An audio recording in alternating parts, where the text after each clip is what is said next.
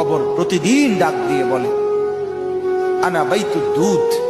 প্রত্যেকের কবর প্রত্যেককে ডেকে বলে, ও আল্লাহর বান্দা, জানো আমি পোকামাকড়ের ঘর, পোকামাকড়ের ঘর।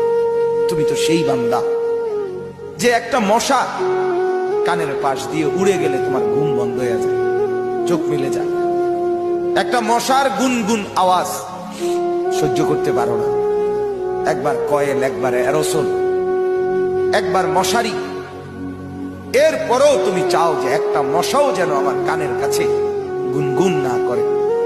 তো 5 ঘন্টার ঘুমের জন্য, 6 ঘন্টার ঘুমের জন্য বান্দা এই যত্ন নিলা, অনন্তকাল কিংবা বছরের পর বছর কবরের যে ঘুম দিবা, পড়ে থাকবা সেই ঘরে, পোকা মাকড়ের ঘর, সেই ঘরে তুমি ঘুমাইবা কেমনে, থাকবা?